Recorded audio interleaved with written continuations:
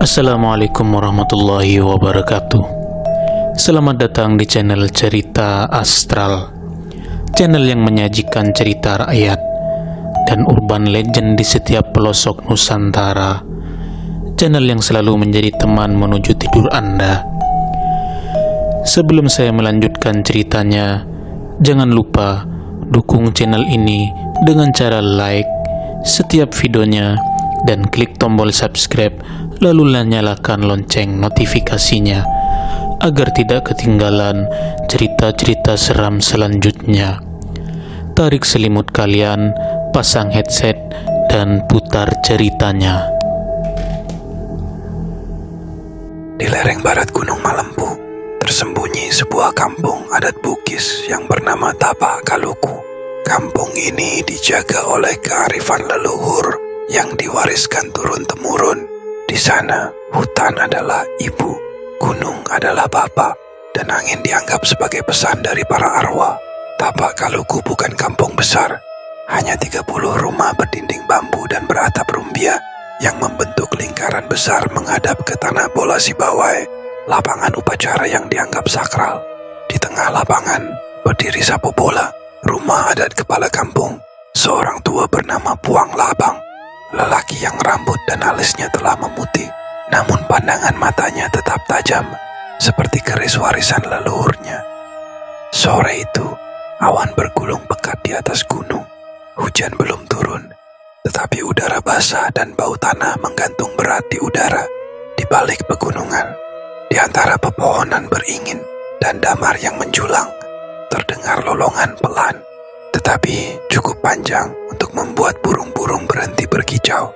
Namun sebelumnya, 2 hari sebelumnya, seorang pemuda bernama Dale dari keluarga Tamu pergi ke lereng gunung bersama 3 rekannya untuk membuka ladang baru.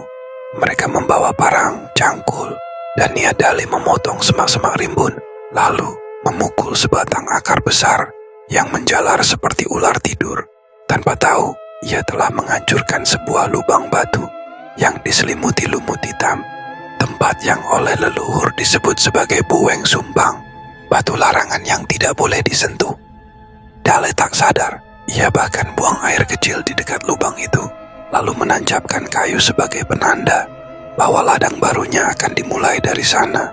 Malamnya hujan turun tanpa suara, angin tidak kencang, tapi di antara bayangan pohon dan kabut yang menyelimuti jalan masuk kampung, terdengar lolongan panjang seperti anjing, tapi lebih berat, bergetar, dan memilukan.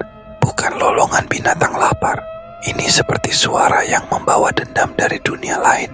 Di dalam rumah sapu bola, Puang Labang yang sedang membaca doa-doa tua dari lontar kuning segera menutup matanya. Ia pernah mendengar suara itu dulu waktu ia masih muda, dan gurunya membawa dia ke hutan belajar membaca tanda-tanda langit. Asupanting, gumamnya, suaranya parau. Asupanting adalah siluman anjing tua dalam mitologi Bugis kuno. Ia tidak terlihat di siang hari, tidak punya bayangan, dan air liurnya mengandung bisa yang membakar kulit manusia.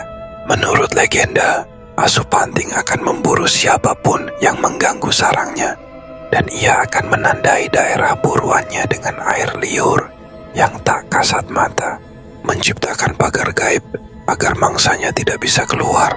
Tanda pertama muncul pada hari ketiga. Ternak kambing milik keluarga Warang ditemukan mati mendadak. Lehernya membiru, busa keluar dari mulut, dan bau anyir menyengat.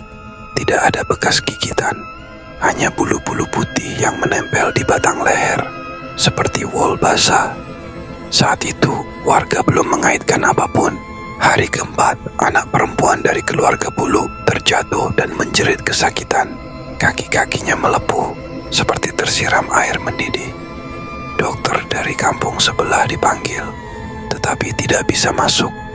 Setiap motor yang melaju di jalan menuju Tapak Kaluku selalu mati di tengah jalan, meski bensin penuh.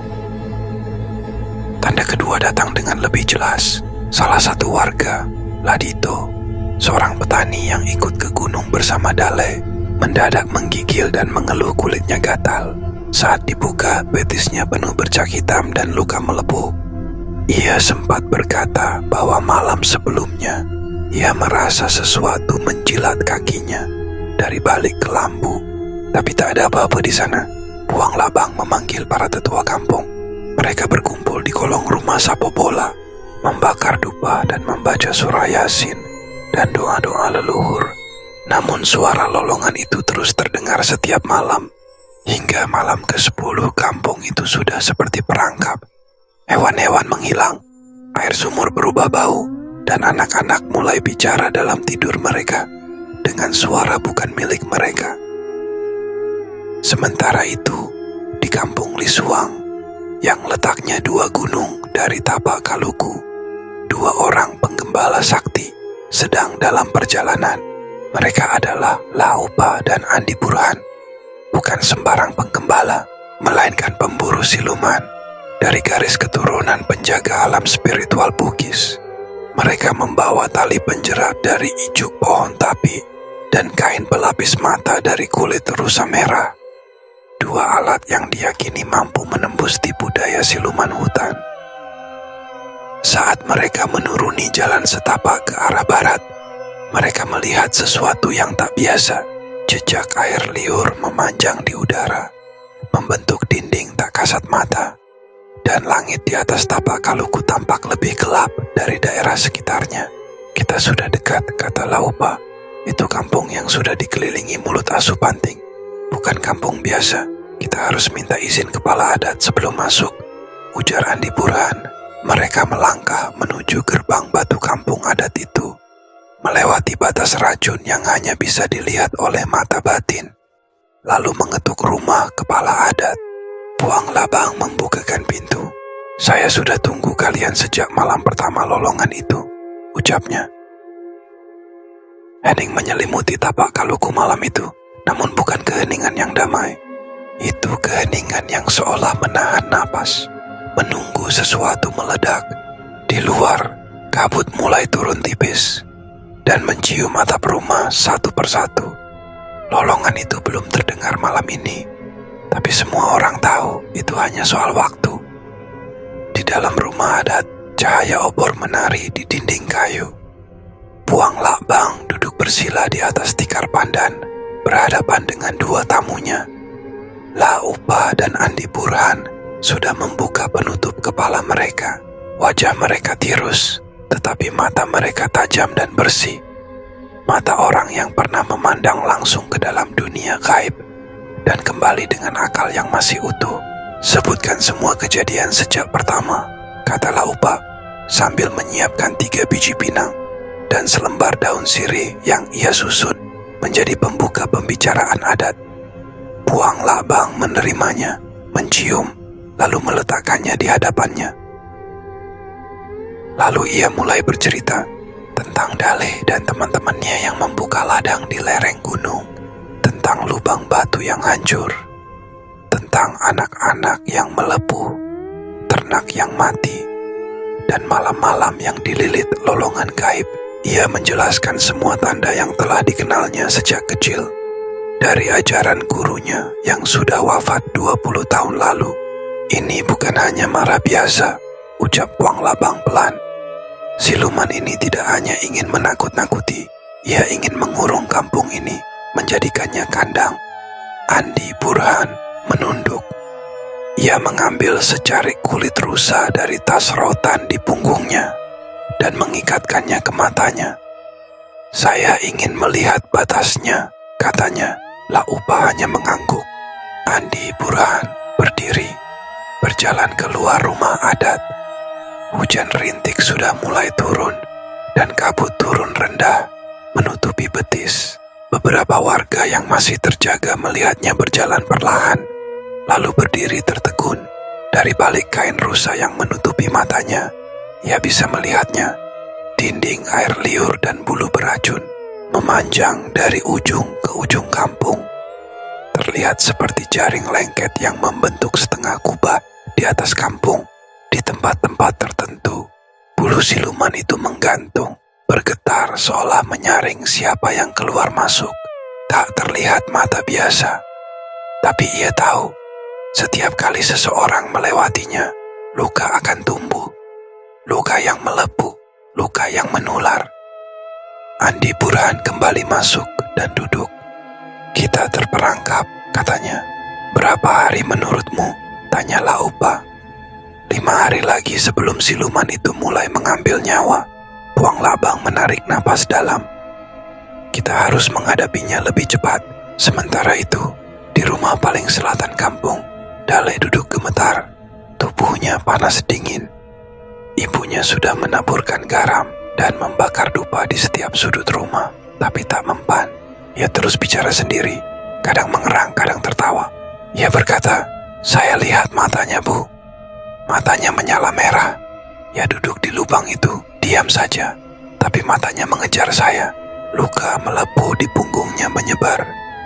Air yang dikeluarkan seperti getah pekat. Bau amisnya menyengat.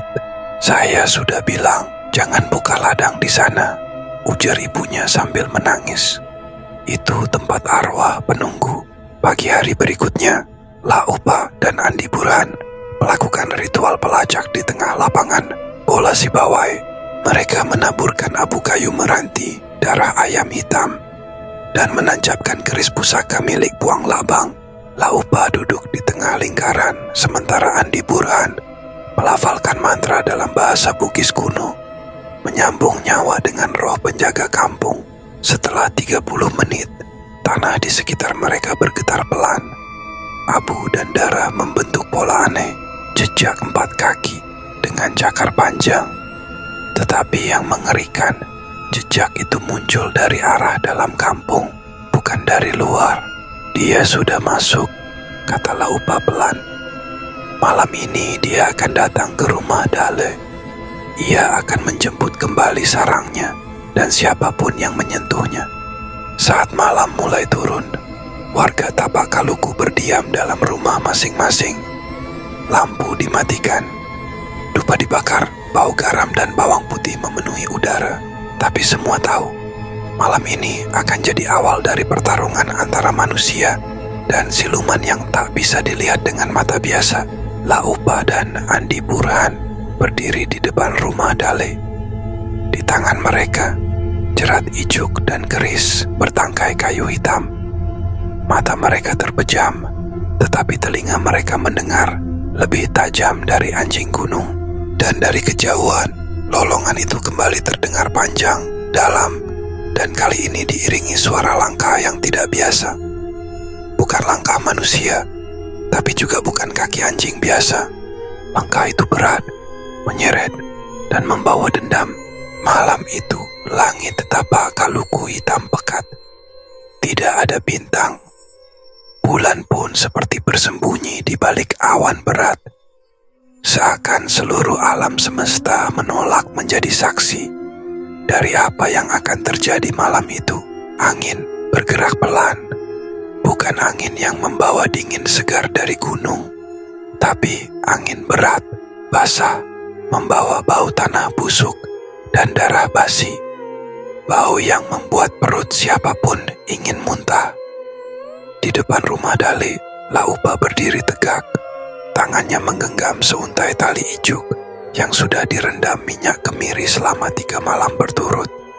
Di pinggangnya tergantung kantong kecil berisi debu tulang kera putih dan biji lada hitam yang dibacakan doa selama perjalanan mereka dari kampung Lamuru. Andi Burhan duduk bersila di tanah, matanya tertutup kain hitam. Di hadapannya, cawan tembaga berisi minyak kelapa dan bunga kemuning yang bergetar pelan walau tak ada angin. Kemudian terdengar itu, lolongan pertama. Bukan lolongan dari arah luar kampung, seperti malam-malam sebelumnya. Kali ini, datangnya dari balik kebun pisang yang hanya berjarak 2 rumah dari tempat mereka berdiri. Suaranya menukik, naik turun, seperti orang menjerit dalam air, penuh penderitaan dan amarah. Di dalam rumah, Ibu Dale mengurung diri bersama anaknya. Dale kini sudah setengah sadar. Matanya merah, tangannya penuh luka. Ia terus memeluk sesuatu yang tak terlihat. Tapi sang ibu melihat tangan Dale kotor, seolah menggenggam tanah berlendir. "Bu, jangan buka pintu malam ini, apapun yang terjadi," suara Puang Labang dari balik pintu. Kembali ke depan rumah, langkah itu datang. Daun pisang bergetar satu persatu, seperti ada makhluk besar yang merayap. Bau amis memenuhi udara. La Opa mencium ujung jarinya dan meludah pelan ke tanah. Tangkap matanya, katanya. Andi Burhan membuka matanya. Dari balik kain hitam itu, ia mulai melihat bentuknya. Sosok itu muncul, seekor anjing besar, lebih tinggi dari kerbau, bulunya panjang dan menggumpal seperti akar beringin basah. Warna bulunya hitam kehijauan, meneteskan lendir. Mulutnya panjang, rahangnya lebar, dan dari sela giginya keluar lidah bercabang 3. Matanya merah menyala, tapi bukan merah biasa. Merah seperti bara api di ujung dupa. Tubuhnya tampak seperti membusuk. Sebagian dagingnya terbuka, memperlihatkan tulang yang menghitam. Tapi makhluk itu bernapas. Dadanya naik turun, dan tiap napasnya menebarkan asap tipis beracun. Dia datang, ujar Andi Burhan. Dia ingin mengambil kembali sarangnya yang dirusak Dale. La Opa merentangkan tali ijuknya. Kalau kita bisa jerat lehernya malam ini, kita bisa menahan tubuhnya. Sisanya harus kita panggil penunggu penjaga kampung. Makhluk itu melangkah, tapi anehnya tidak menatap mereka langsung. Ia hanya mengendus mendekat ke arah rumah Dale. Lidahnya keluar menyentuh tanah. Di tempat ia menjilat, rerumputan langsung hangus. La Opa melompat, tali ijuk dilempar membentuk lingkaran, tepat mengenai kaki siluman itu. Tapi secepat ia menariknya, bulu dari kaki siluman itu mencuat seperti duri dan menyapu tali tersebut. La Opa terlempar ke belakang, punggungnya menghantam tiang rumah warga. Andi, tanpa aba-aba, Andi Burhan mengempaskan sejumput garam gunung ke arah siluman itu. Garam yang sudah dicampur serbuk tulang dan doa. Percikan itu mengenai mata siluman, dan ia mengerang keras. Lolongan yang mengguncang rumah-rumah. Lolongan yang membuat genteng jatuh, dan ayam-ayam pingsan. Makhluk itu mengamuk. Ia berdiri dengan 2 kaki, seperti manusia. Giginya menajam, dan dari bulunya melesat percikan lendir beracun. Satu ceceran mengenai kaki Andi Burhan. Ia menggigit bibir, menahan jerit. Luka melepuh langsung muncul, mengelupaskan kulitnya seukuran kepalan tangan. Namun ia bertahan. Sekarang, teriak La Opa yang sudah berdiri lagi. Dengan gabungan tenaga, mereka berdua melempar jaring terakhir, jaring tulang yang dibuat dari anyaman benang perut rusa dan tulang burung hantu. Jaring itu melilit leher siluman dan menancap di bahunya. Untuk sesaat, siluman itu terguncang. Saat itu pula, Puang Labang muncul. Ia berdiri membawa benda pusaka kampung, keris Madikai, keris tua yang konon hanya bisa digunakan saat kampung dalam bahaya besar. Ia menancapkan keris itu ke tanah. Lemparkan tubuh siluman itu ke tanah ini, serunya. Dengan sisa tenaga, La Opa dan Andi Burhan menyeret siluman itu ke tengah lingkaran tanah tempat keris ditancapkan. Begitu tubuh siluman menyentuh tanah, asap putih menyembur. Lolongannya memecah malam, lebih mengerikan dari sebelumnya. Kemudian ia menghilang, bukan lenyap, tapi masuk ke dalam tanah. Tubuhnya tersedot ke pusaran kecil yang muncul di bawah keris. Hening, hanya suara napas terengah dan tangis warga yang menyaksikan dari celah jendela. Puang Labang duduk lemas. Kita berhasil menahannya malam ini, katanya lirih. Tapi ini belum selesai. Ia belum mati. Ia hanya kembali ke sarangnya. Andi Burhan menatap luka di kakinya. Kita harus ke gunung itu, ujarnya. Ke tempat Dale merusak sarangnya. La Opa mengangguk. Besok pagi, sebelum malam datang kembali. Pagi itu, Sinar matahari hanya mampu menembus kabut tipis yang menggantung di atas kampung Tapak Kaluku. Kabut itu bukan biasa. Ia beraroma anyir, menggigit, seperti udara yang mengandung jelaga dan jamur. Burung tidak berkicau. Ayam-ayam tidak berkokok. Hutan seakan menahan napas. Di balai adat, Puang Labang menggambar pola tanah berdasarkan ingatan Dale sebelum dirasuki siluman. Anak itu sempat berucap dengan suara lirih, seperti berbisik dalam mimpi, tentang sebuah gua yang tertutup semak berduri, berada di antara dua pohon piti tua, tak jauh dari mata air tua yang jarang dijamah. Kita harus ke sana, ujar Andi Burhan. Jika kita bisa menyegel sarangnya, maka siluman itu akan melemah. Selama tanah asalnya terbuka, kekuatannya tak akan habis. Laupa mengangguk. Ia sudah menyiapkan bekal seikat bawang lanrang, minyak kelapa tua yang ditanam 7 tahun, dan sebatang tombak berujung kuningan warisan dari leluhur Lamuru. Mereka bertiga memulai perjalanan sebelum matahari sepenuhnya naik, ditemani 2 orang pemuda kampung yang berani, Ruka dan Lalo, yang tahu seluk-beluk lereng gunung sebelah utara. Perjalanan menapaki jalur terlarang. Hutan di bagian lereng gunung berbeda dari biasanya.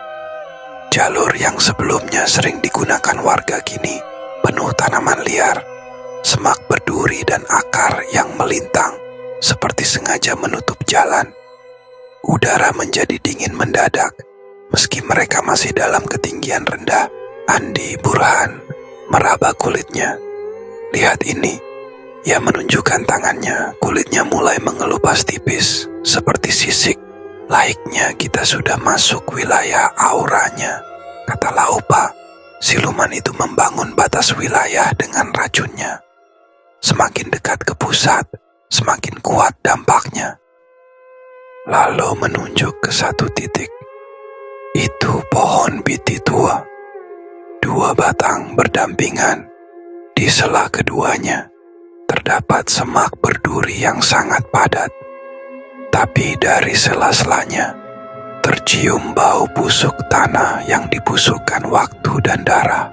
Puang Labang mengeluarkan sebungkus bubuk kapur dan meniupnya ke arah semak.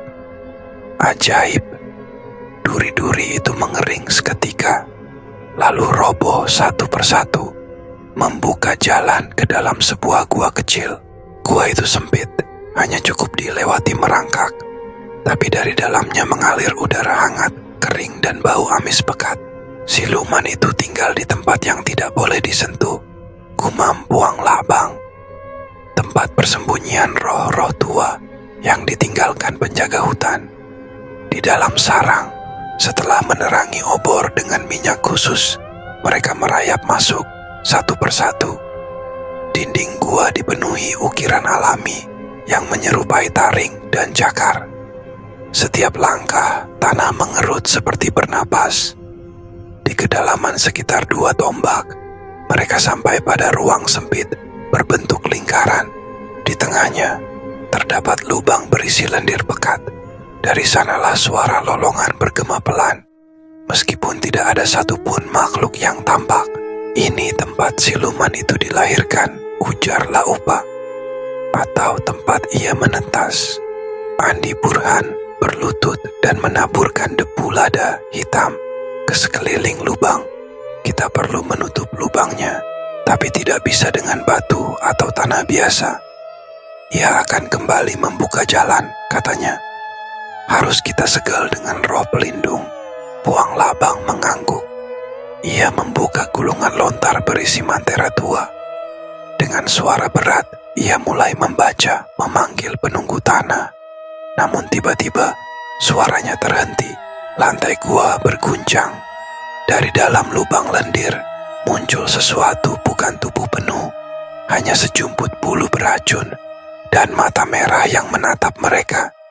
Siluman Asupanting masih terlalu kuat, meski belum muncul penuh. Lalo yang panik melempar obor ke lubang, namun hanya membuat lendir meletup.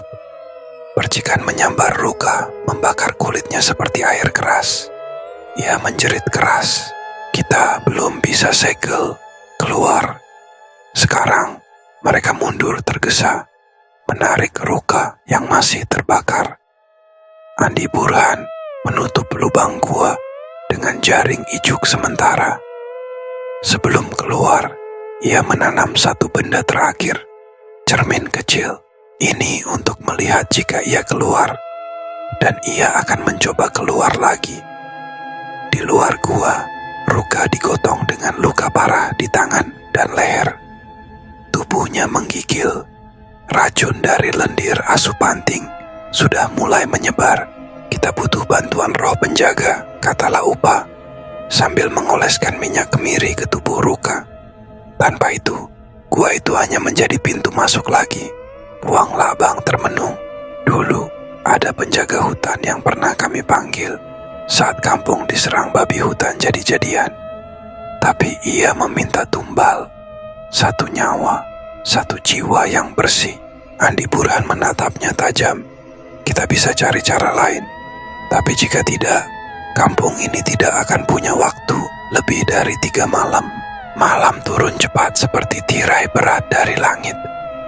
Di kampung Tapak Kaluku, api unggun dinyalakan di setiap sudut rumah.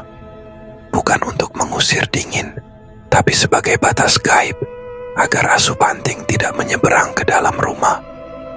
Meski begitu, lolongannya masih terdengar panjang, parau, menggema seperti seruling rusak ditiup angin hutan. Luka di tubuh Ruka memburuk.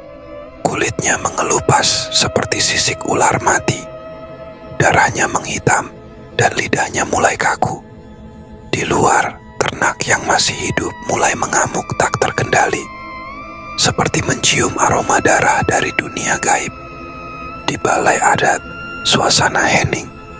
Puang Labang duduk bersila, dikelilingi para tetua adat.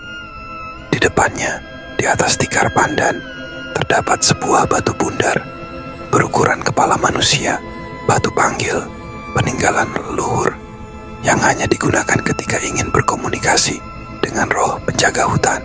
Jika kita memanggil penjaga, tidak ada jalan mundur, ucap Puang Labang. Ia bukan roh penolong, ia roh penyeimbang. Ia akan menuntut ganti rugi. Andi Burhan yang berdiri tak jauh darinya menimpali. Kita tak punya pilihan.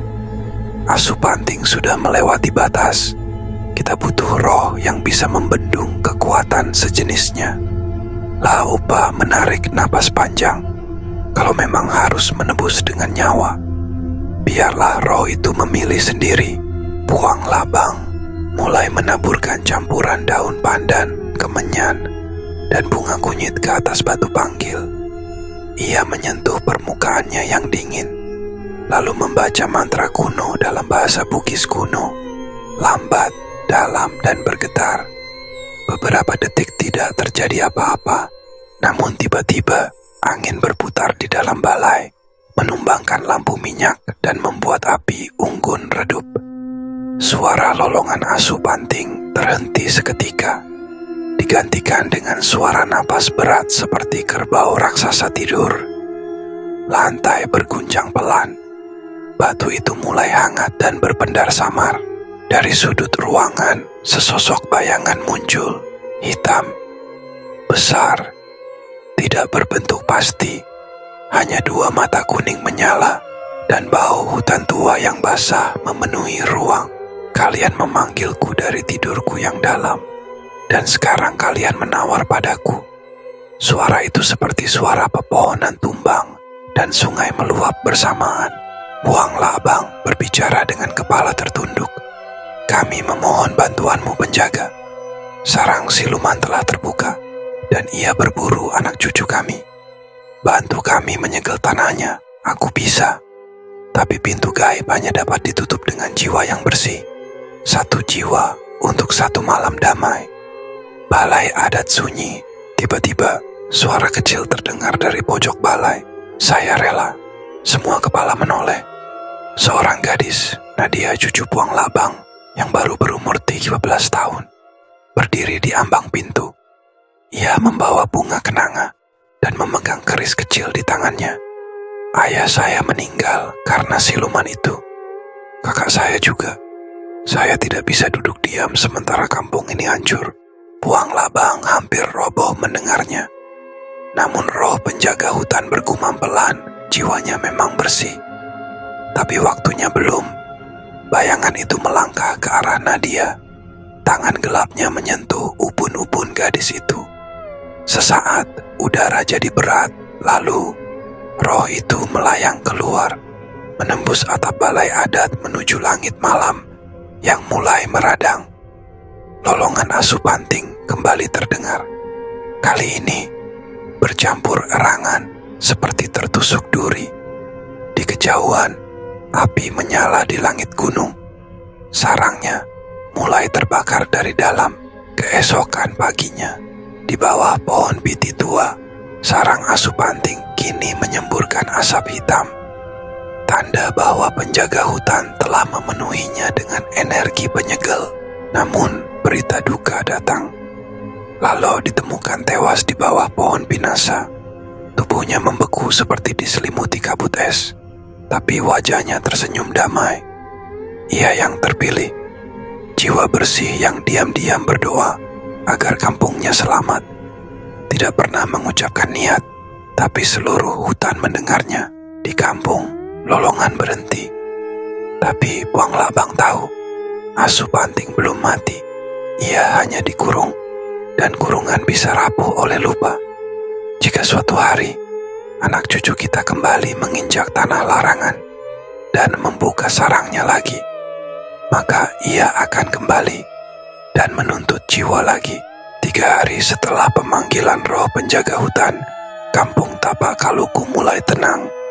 Ternak berhenti mati mendadak, kabut hitam menipis, dan anak-anak tak lagi menangis di malam hari karena mimpi buruk. Namun, para tetua tahu bahwa ketenangan ini tidak mutlak. Ia hanya penangguhan, dan para pendatang dari kampung lain yang disebut orang sebagai pemburu sakti belum angkat kaki. Andi Burhan dan Laupa masih menetap di pondok di pinggiran kampung. Mereka tidak datang sekadar membantu. Mereka datang untuk menyelesaikan urusan yang belum tuntas. Pagi itu, Andi Burhan menyisir bagian luar kampung di sepanjang batas yang dulunya dipagari oleh lendir siluman. Ia mengusap tanah dengan ranting dan mengumpulkan sesuatu yang tampak seperti lumut kehitaman di ujung jarinya. Ketika ia taburkan ke dalam mangkuk air kelapa, air itu langsung berbuih dan mendidih dalam suhu dingin. Racun siluman ini bukan hanya berbentuk lendir dan bulu, gumamnya. Ia telah meresap ke tanah, dan jika tanahnya kembali hidup, siluman itu bisa membangkitkan tubuh baru. Laupa yang ikut memeriksa sisi utara kampung menemukan anak kelapa kerdil yang tumbuh hitam dan berbau amis. Pohon itu tumbuh di atas tanah bekas tempat lolongan, terdengar paling nyaring. Itu bukan kelapa biasa, itu pertanda bahwa akar racunnya masih menyebar, ujar Laupa. Jika tanah tidak dimurnikan, makhluk itu akan menjelma dalam bentuk baru, mungkin lebih kuat. Malam harinya, mereka berkumpul bersama Puang Labang dan beberapa tetua. Kali ini mereka membicarakan cara untuk memurnikan tanah di sekitar sarang siluman. Puang Labang membuka peti kayu tua, mengeluarkan sebentuk keris pusaka berwarna kehijauan, dikenal sebagai keris Malajang, peninggalan dari Tomanurung, nenek moyang yang dipercaya pernah mengikat siluman dengan kekuatan mantra. Keris ini tidak bisa menusuk tubuh, tapi bisa memutus simpul roh dan racun, kata Puang Labang.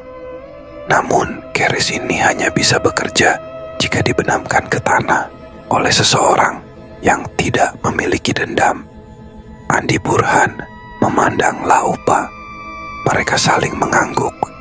Keesokan paginya, setelah fajar pertama, mereka naik kembali ke tempat sarang. Asupanting, tempat gua yang kini ditutup lendir kering dan tanah gosong.